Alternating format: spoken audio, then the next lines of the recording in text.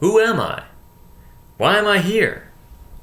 Hello, this is LA Rathbone. Today we're going to be talking about certain data structures in GLib2. We spent a good time in different videos in the past talking about GObject. Since we're going backwards here and doing something more rudimentary within the GLib2 ecosystem, we won't be touching GObject at all today. We'll be talking about some basic data structures in GLib2. Specifically, we're going to talk about linked lists, GArrays, GPointer arrays, and GHashTables. And so we're going to have the documentation by our side, and we're just going to go through some basics, and we may do a future video talking about either advanced topics within these data structures or other data structures within GLib2. So let's make a start. We're going to start with maybe my least favorite of these, which is linked lists, GLists in GLib2. Now, linked lists are useful from a certain point of view because they allow you to easily create lists of data. They allow you to insert and remove pieces of data from that list very easily. They let you iterate through and search for pieces of data within that list very easily, but they're not really very recommended to use very much anymore. Long time ago in GNOME and GTK projects, they were used an awful lot more, and it's not really recommended that they really be used much anymore. I'm going to just pull up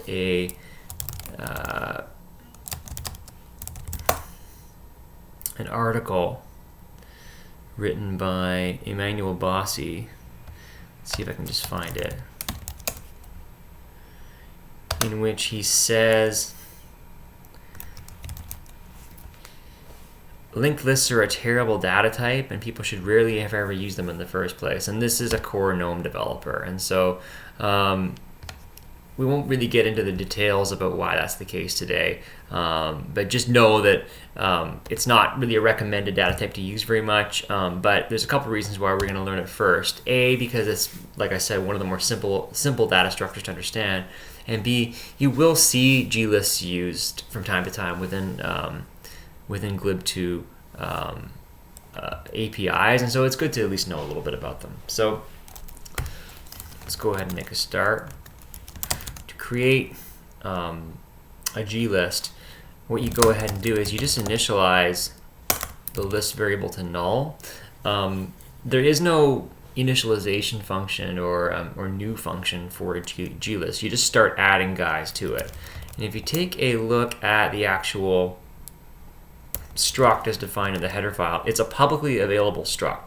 So you can, publicly accessible rather, so you can access all of these pointers directly. None of these data structures that we're talking about are going to be considered to be part of bindable APIs that you would use outside of C. These are data structures that you should really only be using within your C programs, and you should not be exposing them at the API boundary, but they are useful within C programs. So what it does is it has a G pointer to the data of the node itself, and it's a doubly linked list, so it has a next and a prev pointer.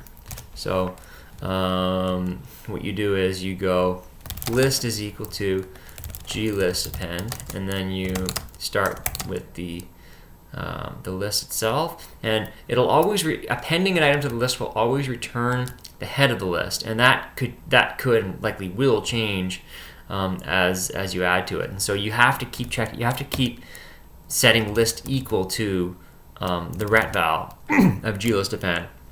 And so it takes the list itself, and it takes a pointer. And so let's use strings. Let's use literal strings for now, just to make it simple. And let's do this a couple times. Foobar and baz. So and then to destroy the list, you do glist free, I believe. Yes. And we'll explain another way you can do that automatically in a minute. So let's just make sure this compiles. doesn't do anything, but works. It doesn't give us any build errors. Watch this. If you forget to do the list equals thing, you're going to get a warning because the headers have a specific pragma in them saying that the user should be warned if you forget to do that. So that's actually pretty useful. Right. So now how do we actually iterate through the list and utilize our data points within it? What we do is you can use a for loop. So you can create a tracker, and we'll just call it L because as practices dictate, the shorter the variable, the less time it should be used for. So you set that equal to the head of the list, and then the condition we want to check for is that the tracker variable is not equal to null. And then at the end of the loop, what we want to do is go L arrow next, L equals, L arrow next rather, to then set our tracker to the next node in the list. And then this L guy will only be used for the duration of this for loop. We'll use gprint. We haven't included standard I/O. It's basically the same as it works basically the same as printf. So we will do this, and now we're going to likely get a warning because gprint, we've given it a %s, so it's expecting to get a char star and not a void star, which we know that L arrow data is. But let's just see what happens. So you see the format specifier is a %s, and so it's expecting a char star, but we're giving it a void star. So to get around that, you can cast this to a char star, and then if we make it again, we won't get that error or warning. And if we run the program, you're going to get your strings printed out. And what if these were heap allocated strings? Well, that's fine, but GList free will not know what function to utilize to free these heap allocated strings, and so it'll all work okay, and it'll all get freed when the program exits. Here it returns 0. But let's say this wasn't main. Let's say you were deep within thousands and thousands of line program here. What would you do to actually free the strings? Well, you have to go ahead and do it yourself.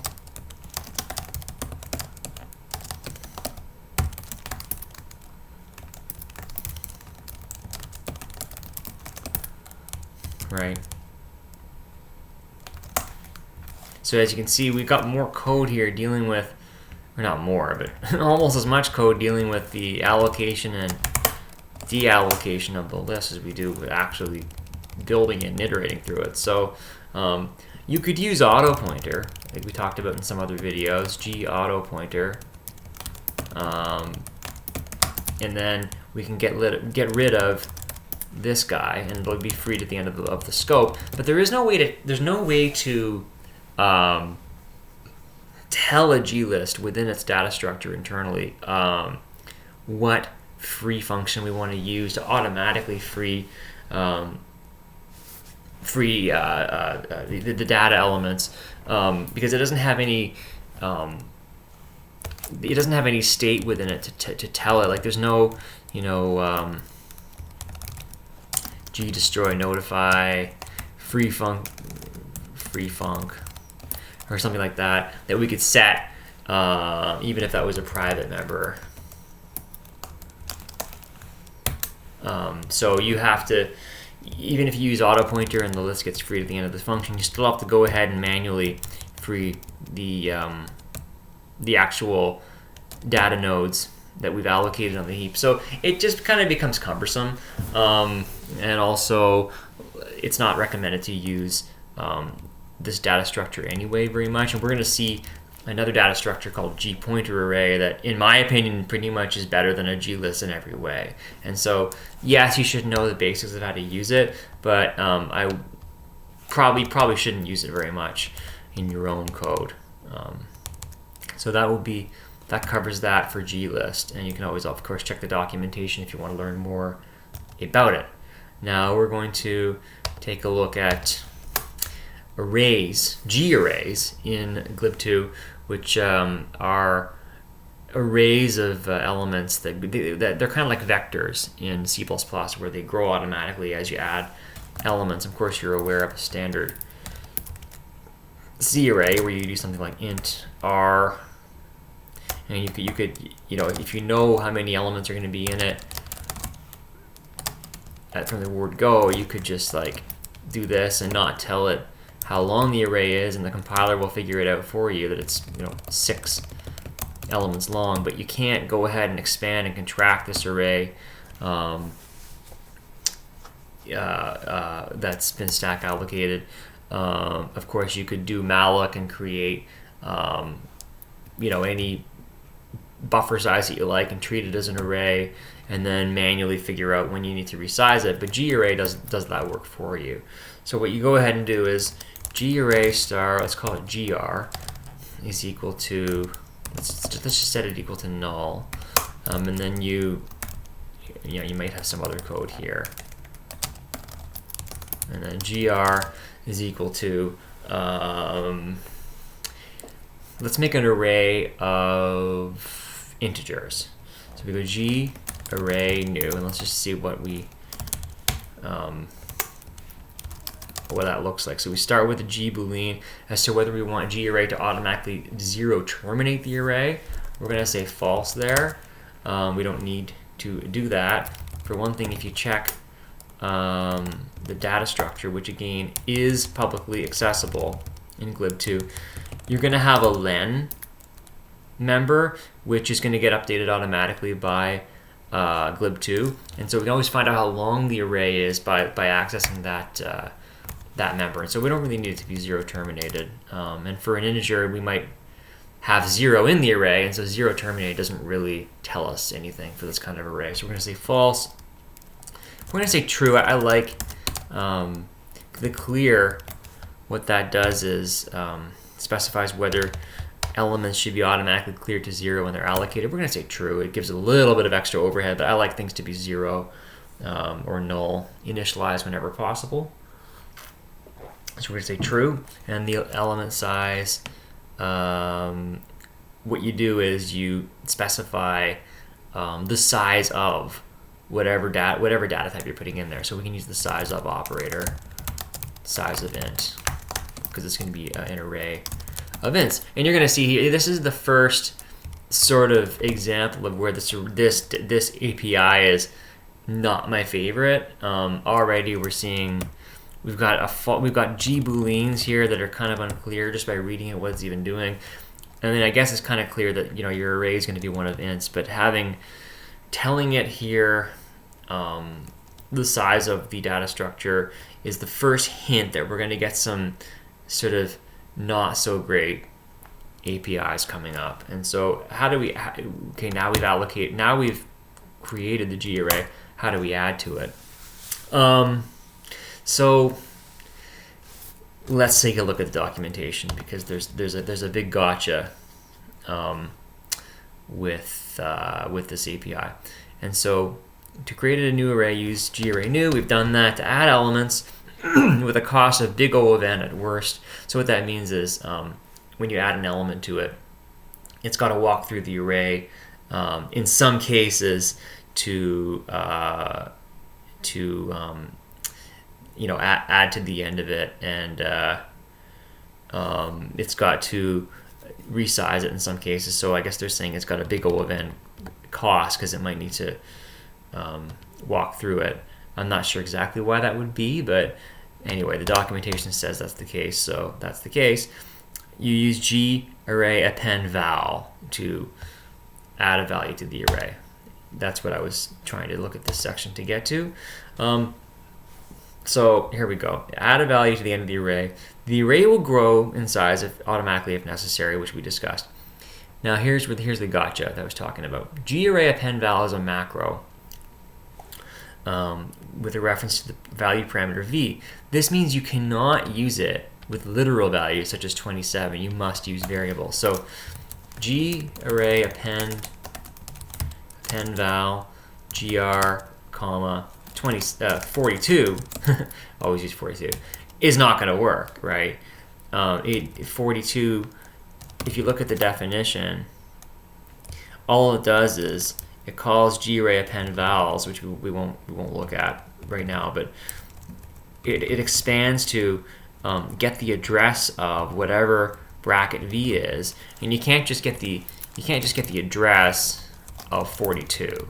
That's not allowed in C, and so what you'd have to do is something like this: int I, and then I is equal to 42,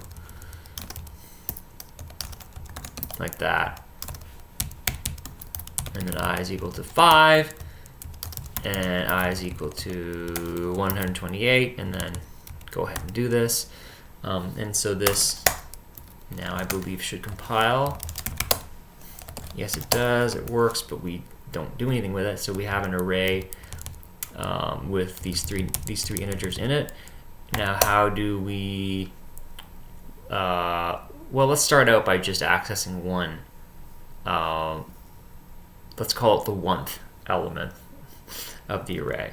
And so let's go I is equal to GArray index. And here's where we get into, I mean, we've already gotten to some API that I don't really care for here with the variables needing to be used. And then I really do not care for this API either, where it's again a macro, GArray index, to fetch a value from the GArray. The first argument is A for the array. The second is the type. So keep a mental note of that. You're going to get into some kind of gross looking code here in a second.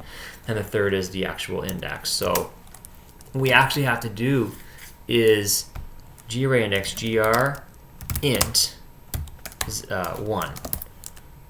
So I mean, I personally think that they could have, if they wanted to, found a way to bake the size of the data structure that you're using into the structure, and then they could have calculated how far into the array to hop to fetch the value that you're looking for. But maybe there's a reason why they couldn't do that. Maybe they wouldn't have been able to figure out a way to actually cast that back to the type. So maybe that doesn't work. Maybe that wouldn't work now that I think about it. But you have to specify the data type each time you access an element from the array. I don't care for that. I think it's pretty not so great API, but that's how it works. And so if we go ahead and gprint, not printf, gprint %d I, we should get 5 printed to the screen. Yes. Okay. Let's just clear this just to make it a little easier to see. There. All right. So how do you iterate through it? Let's keep this here because it's going to be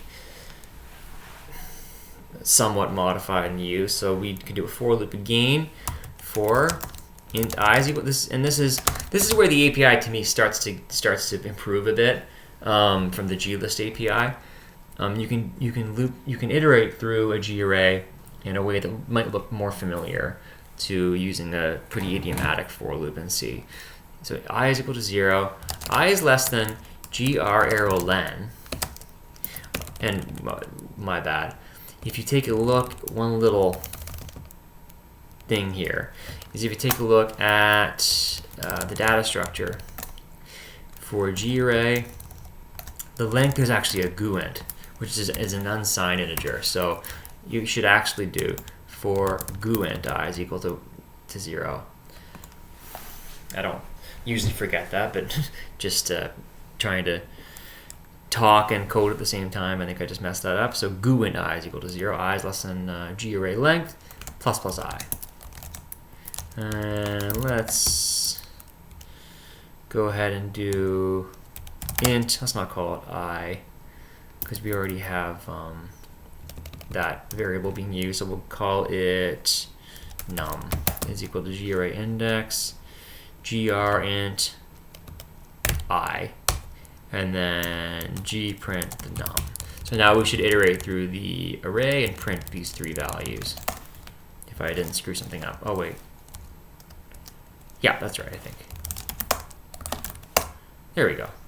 Works. So that's how the basics of GArray work. GArray and GPointerArrays, we'll see in a moment, share a lot of commonalities in their API. So there's some things that we'll only look at in the GPointerArray analysis, but will also be very applicable to the GArray analysis. And so, you know, just make a mental note of that. How do we free the GArray? GArray. Let's use GArray on ref. I think. Let's see, GArray free. Yeah, GArray free is not an API and not a function we should be getting into the habit of using too much. I believe it is not thread safe, it says here. And also,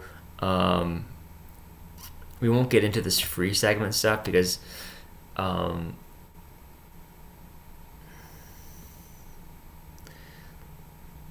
right, actually let's briefly discuss this. So the GArray, we will use GArray free just to show that first. Right. The GArray structure, as you know, has this car star stuff. That's the way that it stores the data of the array in basically a 1 byte at a time accessible buffer. Kind of like a string, really, except not exactly the same because it doesn't fit the classic parameters of a C string. But it's kind of like that because it is an array of characters. And that's how the data is actually stored. So there's 2 options when you free a GArray.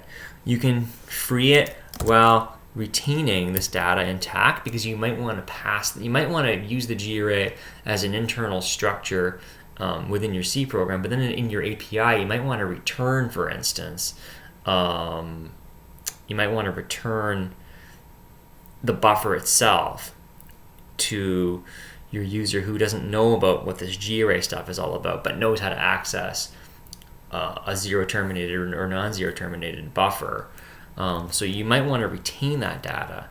And so if you want to free just the container part of the GArray but maintain that buffer, then you pass false to free segment. And if you do want the segment to be freed as well, then you pass true. Because we are not building some kind of an API where we want to retain the buffer, we're just going to pass true to that. And that will go ahead and free the whole guy. Now, what I don't recall is there's also a thread safe version, among other things, called GArray unref, which is a bit newer because it's since 2.22. Now, for one thing, as we'll see later on, and you've seen in some other videos that I've made, GArray unref takes just the GArray as its argument. It has no Boolean separate argument, so it can double up as a gdestroy notify function, which can be passed to other functions, i.e. it only takes 1 argument. But what I don't remember is, does GArray unref free the segment as well? Let's see if we can find out. I think what you need to do is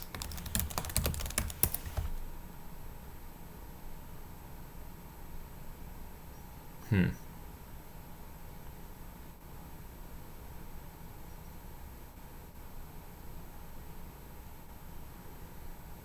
array. Let's see.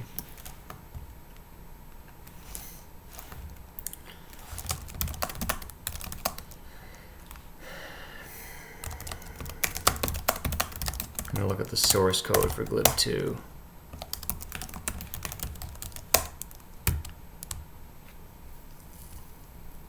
It calls array free. Yeah, I believe wow,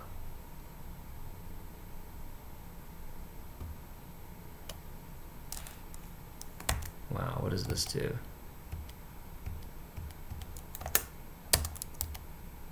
Okay, well, we don't have access to that. Let me take a look again.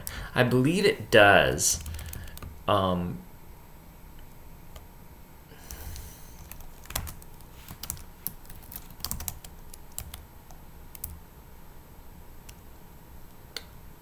Free segment, right? So that's an enum, and it uses its own internal.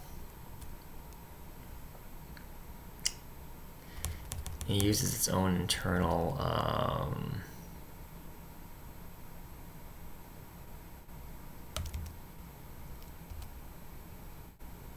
Just trying to think for a second. I'm going to assume, and if I'm reading this correctly, that it would call free segment. So you need to be a little careful, because GArray unwrap is a nice function in the sense that it just takes one argument, and I believe it's also the one that, if we take a look at the source code, glib auto cleanups, it is the auto cleanup function used for GArray. So I think that if you wanted to preserve the buffer to return within a function, what you might need to do is something like car star buff, and I'm just using a mid-block declaration just for the purpose of illustration. I don't recommend doing this, just showing you an example. What you might want to do is buff is equal to gsteal pointer address of gr arrow data. Is that the right parameter? Yeah. And then your data will be nullified, and then GArray unwrap can then just free the container. So be careful. If you are wanting to preserve that buffer, you need to be a bit extra careful. I've gone off on a bit of a tangent here. I didn't really want to. Now let's go back to now that we've kind of verified that unwrap will free the segment, which is what we wanted to do anyway. Let's get rid of this guy and just say GArray unwrap, which will clear the actual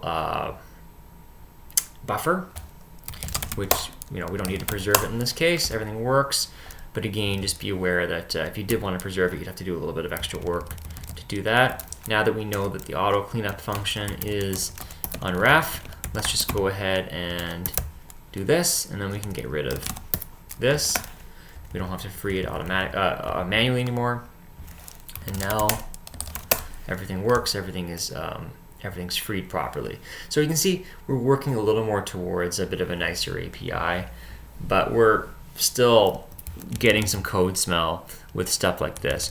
Recognize that if you just wanted to create a for loop, for example, to build a GArray, you could do that a little more naturally, something like for int I is equal to 0, I is less than 10, plus plus I, GArray, append val, gr I would work fine, and you wouldn't have all these extra I equal to guys here.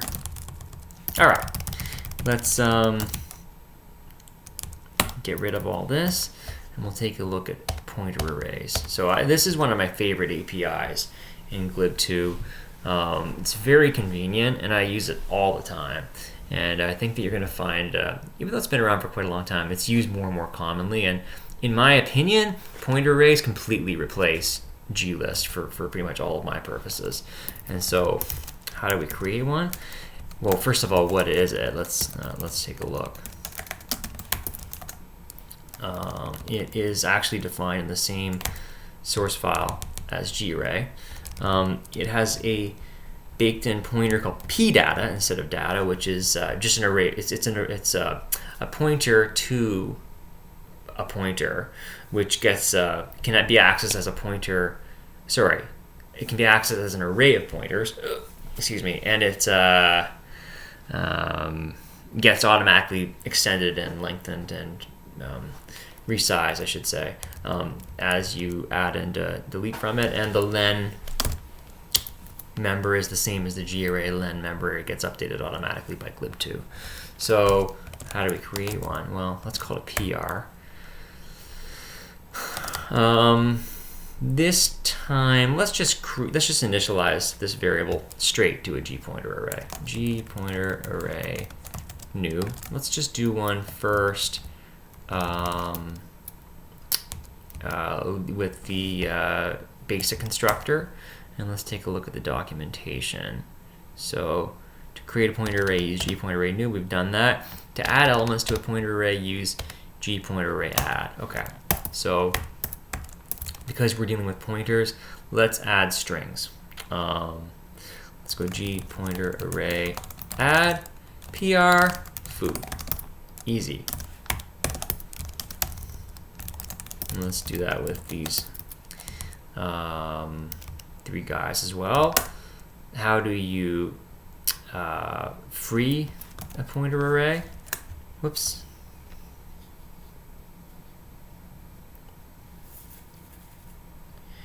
To free a pointer array, use gPointer free. And again, you're going to have this free segment if you want the actual pdata buffer to be freed as well. Let's go off on one more tangent real quick. Let's see what it does. So again, it will free the segment. And you know what? I could be a complete moron, because if you take a look, GArray unref, if I'm not mistaken.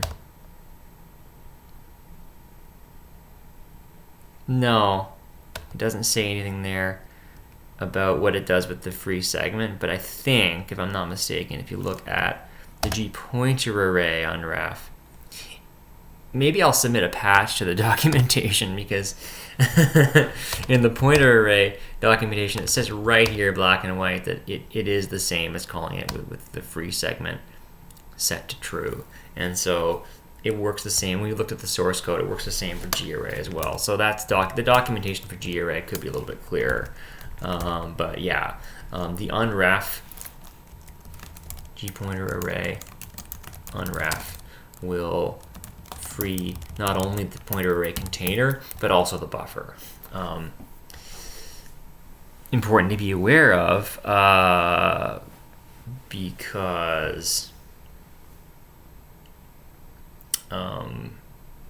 there are, I think it's probably more likely that, I shouldn't say more likely, but I can definitely think of examples in which I've created an API where I've wanted to return just a null terminated array of pointers, like basically a pointer vector, to from a function, as opposed to returning a gPointer array, which is sort of discouraged at the API boundary. And so you would want to free the container but not free the buffer, because you want that to be returned to the user. And so be careful. Just be aware of what everything's doing. So it will free the actual buffer as well, which is fine, because we're just doing a test here.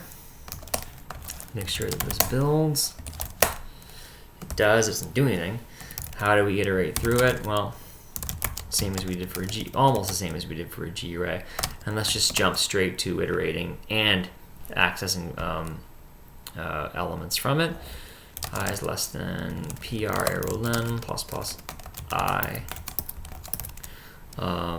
So we'll do car star stir is equal to gPointer array index PR and then I, and that's how you fetch the pointer at the ith position, gprint %s \n stir, and that should work. Let's see, we should print out foobar and baz. There we go. Not too difficult. And if you want to use auto pointer, you can do that like so, and then you can get rid of that and it'll free itself on its own. So, you know, much nicer API in my opinion. And you might be thinking back and thinking, well, if I wanted an array of integers, it'd be better to use GArray, but that's not necessarily the case. And this applies to GList as well. You could use GPointerArray as an array of integers. And what you could do is a technique by, let's say you wanted to add three integers to it. You could use GInt2pointer 42. Let's just do it like this. 5, 128. And then instead of saying *stir here, you would do int num is equal to GPointerArray index PR, but that's going to return a void star pointer. So in order to convert that to an integer, we do GPointer2int, oops, like so. And then instead of %s, we want %d. And instead of string, we want num. I believe this should work unless I screwed something up.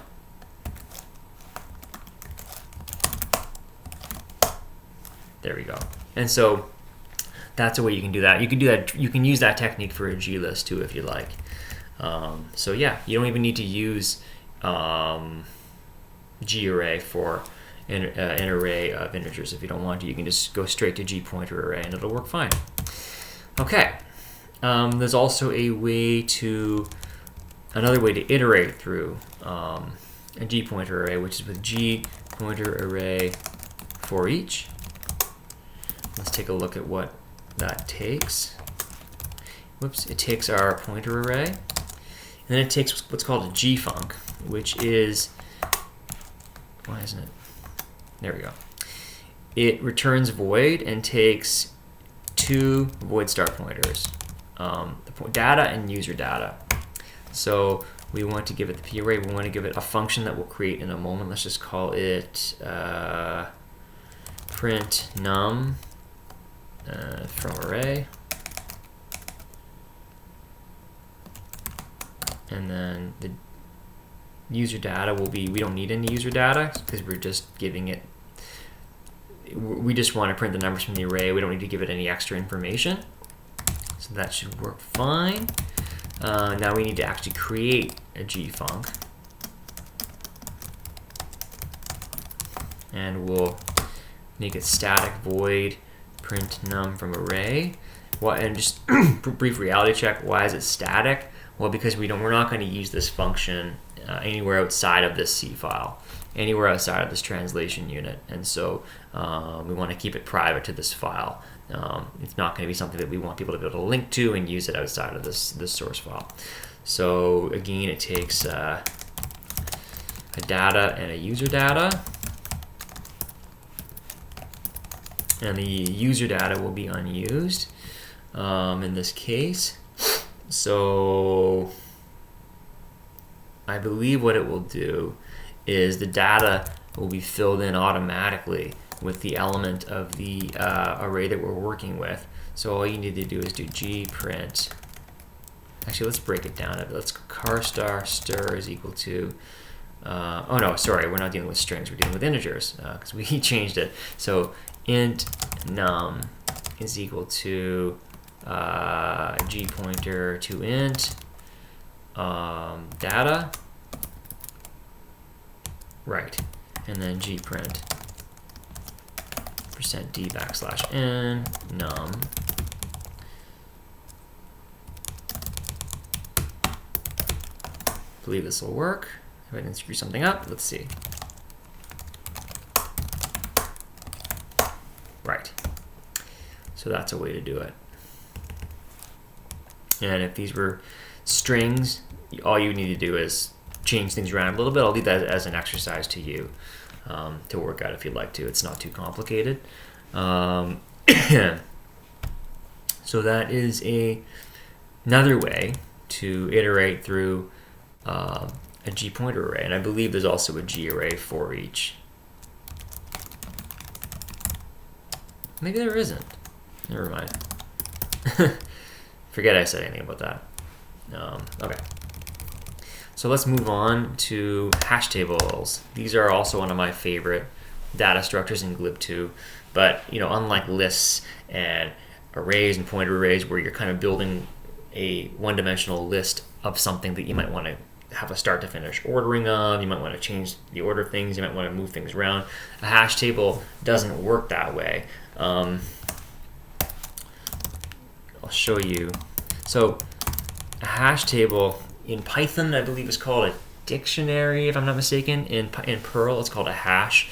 And in those languages, they're baked into the language. C has nothing like a hash map or hash table, whatever you want to call it, baked in. And so GLib2 gives us one that we can use. So what is it? Let's just kind of do some pseudocode here, or really we'll do some, I'll show you in Perl what you would do is something like this. You would do my hash is equal to, and then you would do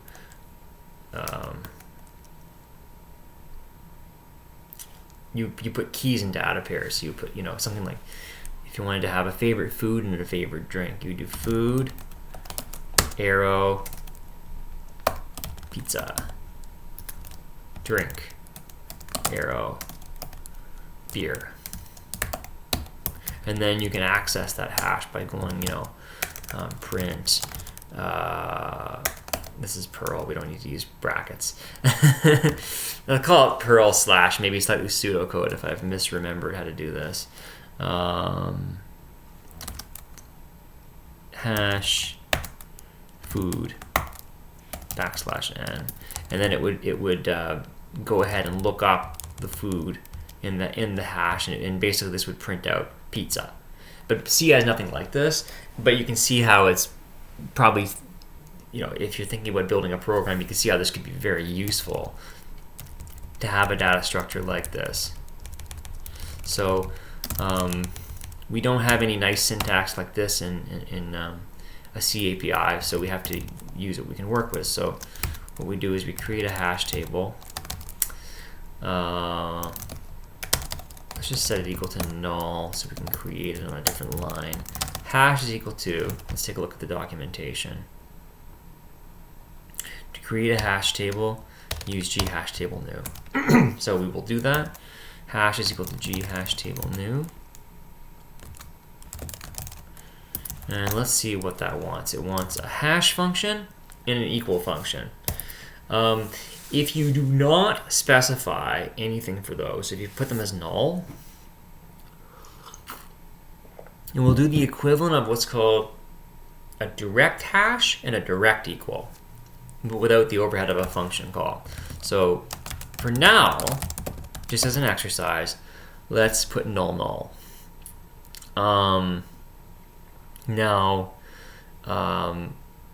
Let's use the example of the food and the drink.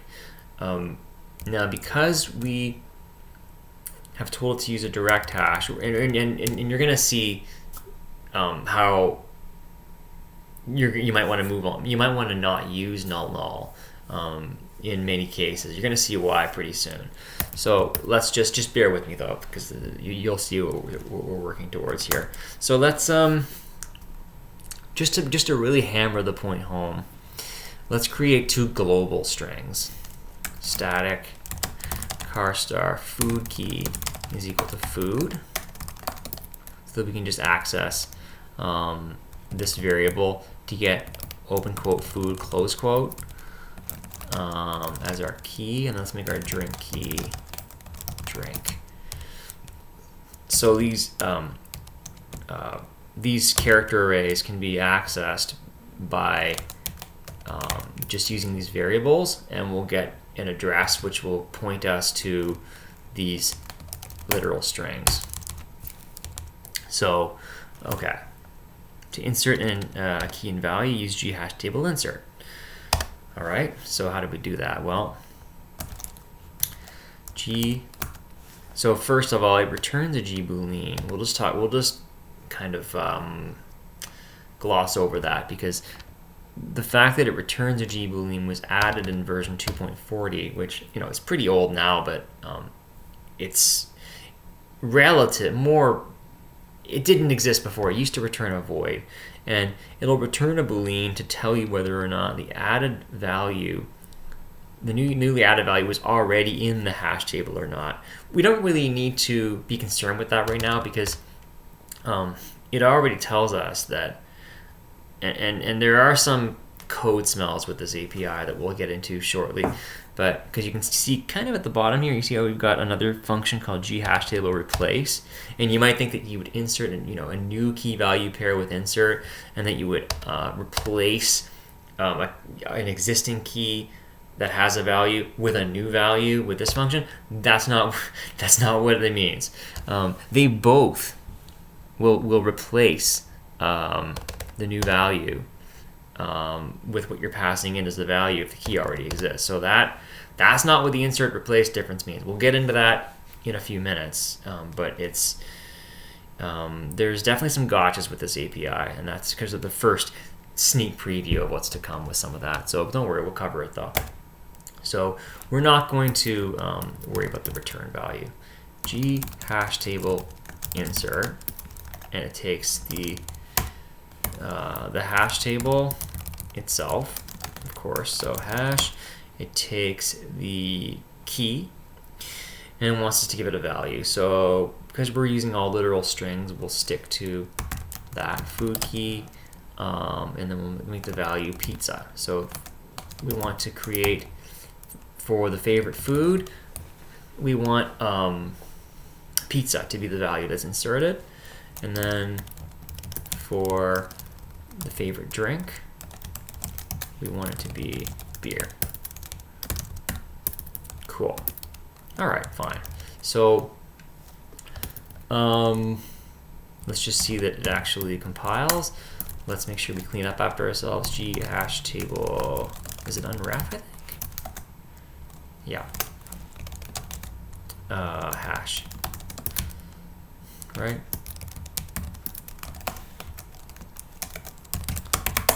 Okay, it compiles, doesn't do anything. So how do we actually look up these keys and get our value? Well, what we do is we use GHashTable lookup. So let's just make a quick, well, actually we don't even need a comment. Let's just say, let's make a new scope. We won't bother creating a new function. We'll just say car star,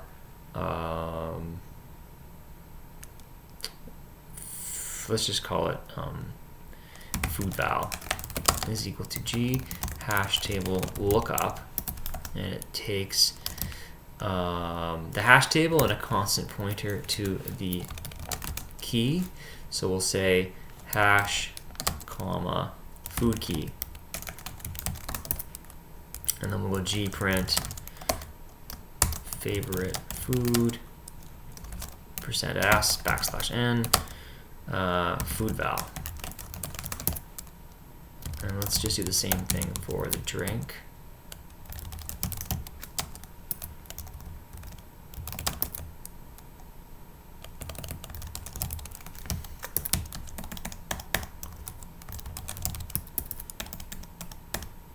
Oh no, that's wrong. No, that's correct. Never mind. Don't mind me.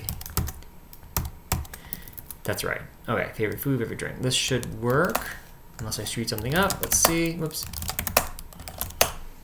There. So favorite food, pizza. Favorite drink, beer. Okay. So you think, oh, this hash table stuff's pretty easy.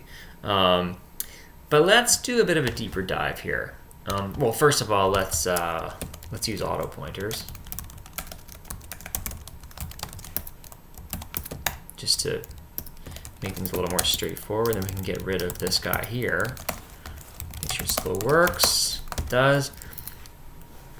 So yeah, you're probably thinking this hash table stuff is pretty easy. I can go ahead and just update the favorite food to be, wait, what am I doing? I can just update the favorite food to be spaghetti.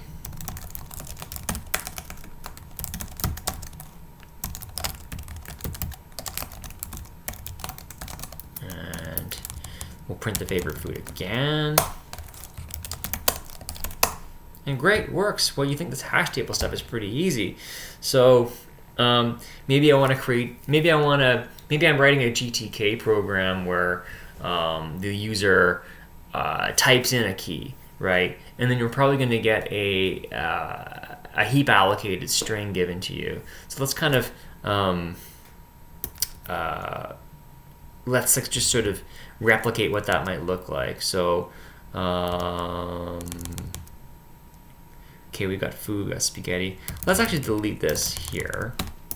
And let's make a new scope. And let's say we got a new key called,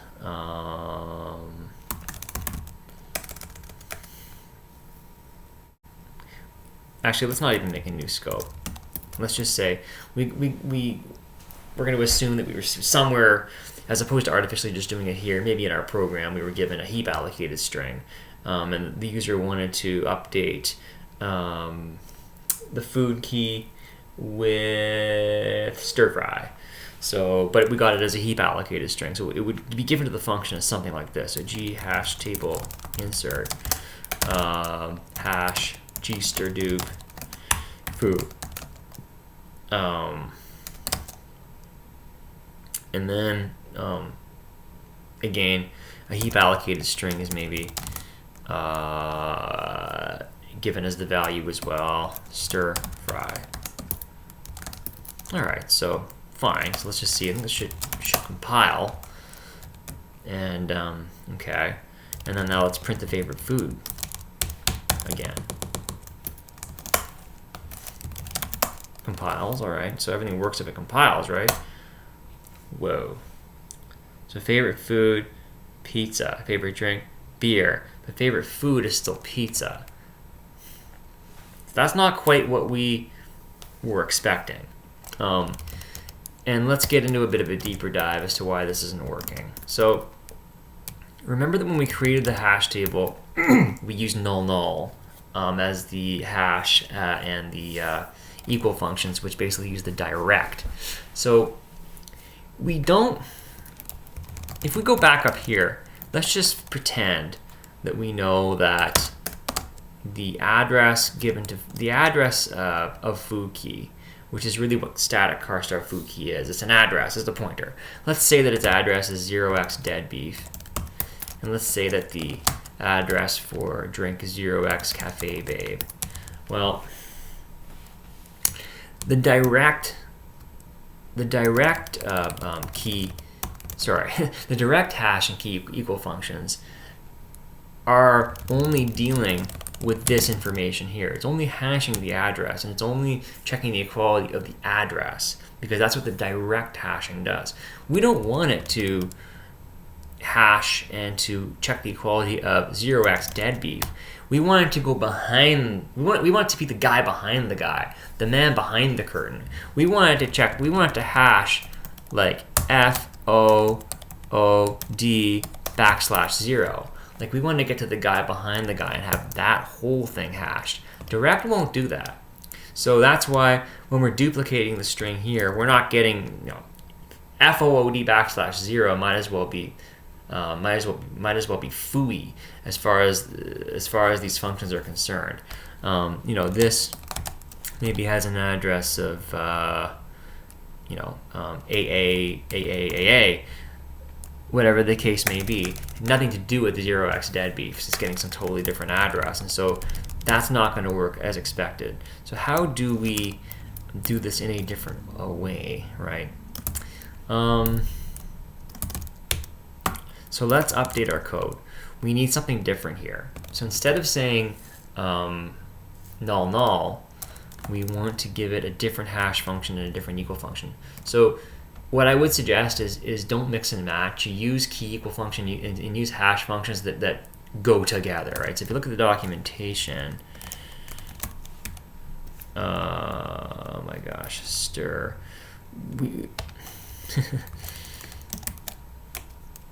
Maybe I'm searching for the wrong thing.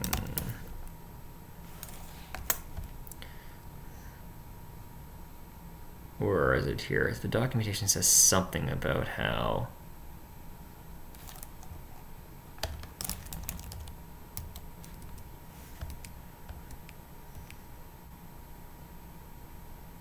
right. Anyhow, it doesn't matter. I thought there was somewhere, and it's there somewhere. There's something in the documentation that talks about how there's various hashing and equality functions built into GLib2. Don't mix and match them is what I'm saying. I don't really see why you'd want to, but just my advice is try to avoid that. So, whoops. Anyway, where were we? We wanted to update this function to a hash function. So because we're dealing with strings for our keys, we want to use the GLib2 string hash function. So I believe it's GStirHash. So we pass that there, and the GLib2 baked in string equality function is GStirEqual. We're going to go ahead and do that.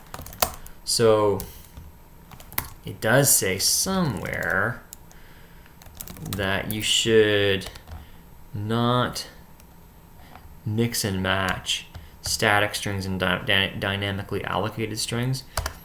Very true, but just bear with me for a minute because we haven't gotten into how you actually allow any of the heap allocated keys or values to be freed automatically. So everything's just being leaked right now. So just bear with me on that. We are gonna mix and match just to illustrate a point.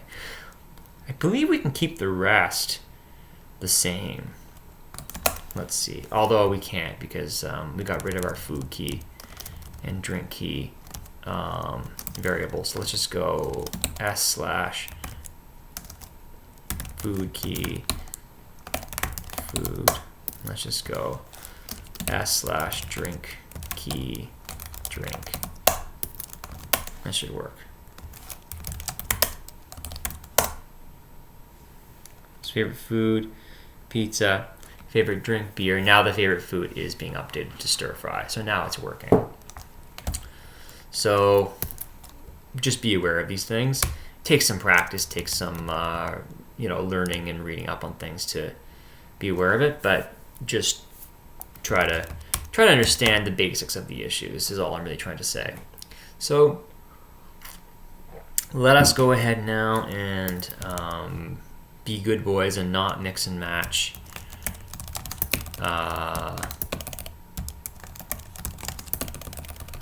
heap allocated and static strings.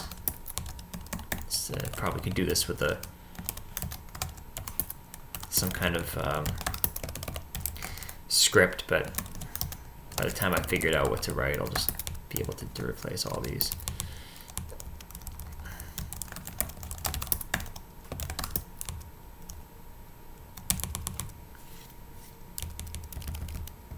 There's no need to duplicate the values here because they're really constants. They're not being modified, and we're not duplicating it and needing to free it separately. So that's fine. Although we don't. I'm sorry. We don't need to duplicate just to do a lookup because it takes a const pointer. So we don't need to duplicate. We only need to duplicate when we're dealing with the insertion of keys or replacement, and not to look up. So I believe that might be all we need to do. Hopefully I've got them all. Okay. Let's just make sure it still compiles. Yes, it does. Except now we're leaking memory because we're stir duping all of these strings and they're just going into a black hole.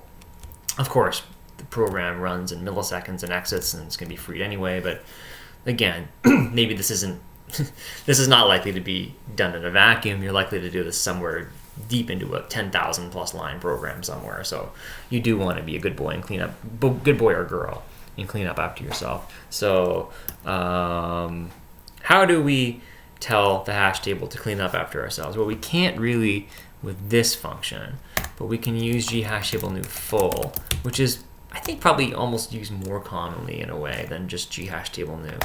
Let's see what they want from us. They want a couple more parameters. The first two are the same, but then they want a key destroy function and a value destroy function. And since we are using heap allocated strings for keys and our values, we're going to use gfree for both of those parameters. So now, when we go ahead and get to the end of our scope here, we've used the auto pointer, it's going to not only go ahead and clean up the hash table container itself, but all the keys and values will be freed as well. So that's all working still fine. Now that we know that this works, let's just get rid of it just to clean things up a little bit. And let's not do this test code anymore. So now we've inserted our food and our value. Let's just briefly go over, because it's a bit of a gotcha, and we're now talking a little bit about freeing and allocating memory. Let's talk about the difference between GHashTable insert and GHashTable replace. Like I said, in both instances, that as we've now seen, if the key already exists, the value will be updated. It's not like insert will return false or something if the key already existed and it only works to add a new key value pair. You'd think that might be what it is, but it's not. Both will replace. The difference is that insert. So as we're giving it a guy for our key, we're g-star-duping food.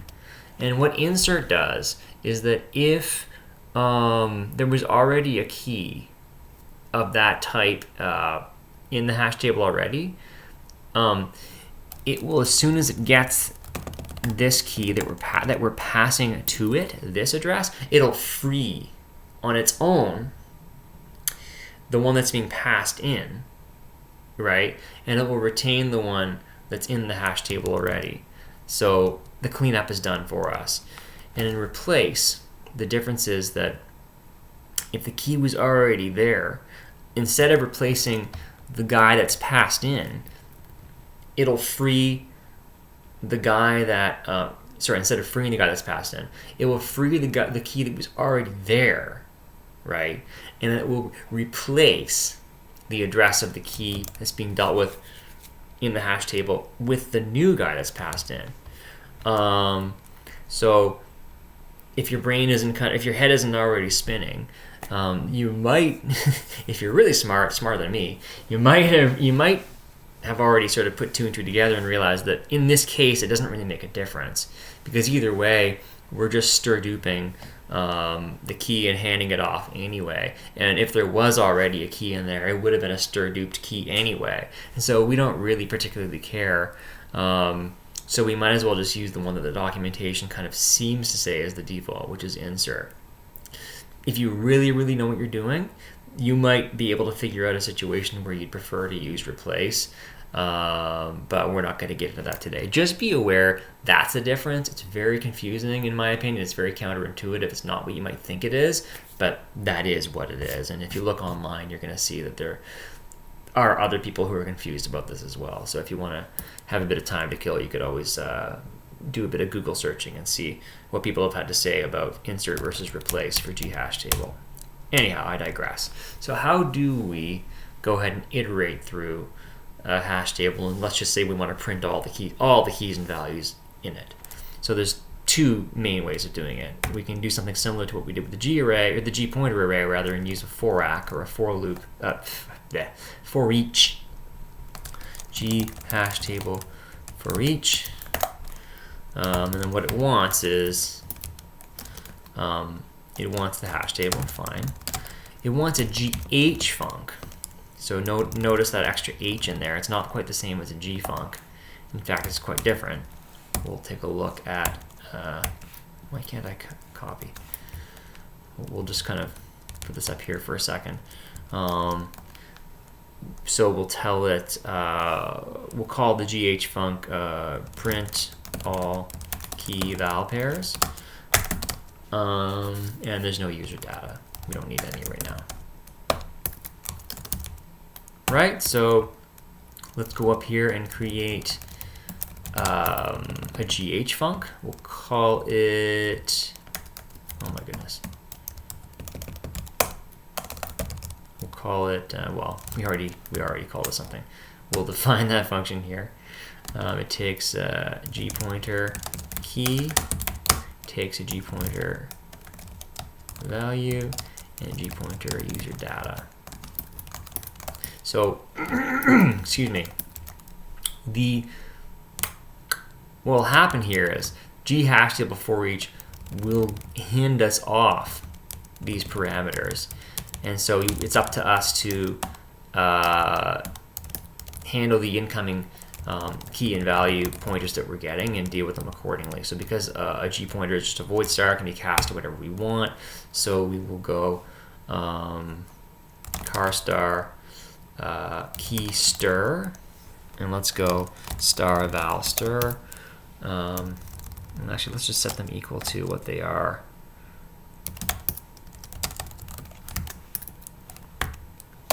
And then we want to go gprint. Let's go key %s, and let's do 2 tabs. And we'll do value %s, and then \n key string value string. You could also just directly in here cast the key and value inline, but just to make it a little more straightforward what we're doing, we'll do it this way. I think this should work. Let's see. There. So now we printed out all of our keys and values, and the order in which these are given to you is undefined. So it's kind of like Perl is kind of the same way.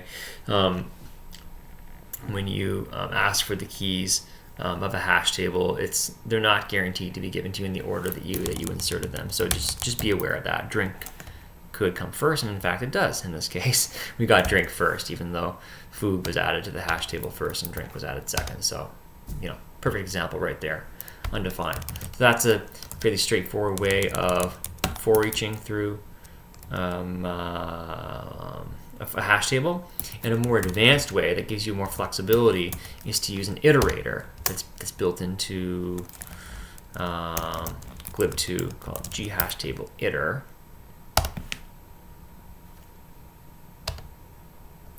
I thought that, I think the documentation there you go. They give you an example of how to do it here in the documentation. Let's just cut and paste the documentation. We'll create a new scope. So we create an iterator on the stack by just declaring it right there. And let's actually initialize everything to 0, because as I've said before, I do like to do that.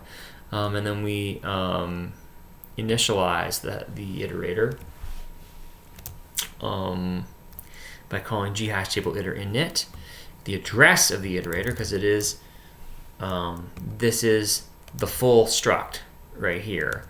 It's not a pointer, so we do have to give it the address there, so it can actually fill in the iterator for us.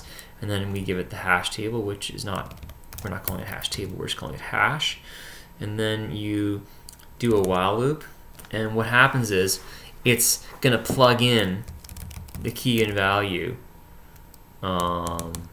with the applicable ones as we go through the iterator. And so it's the first next will actually give you the first one. I don't think that GHashTable iter init pulls in the first key and value, and so just be aware of that. Doing it this way is how the documentation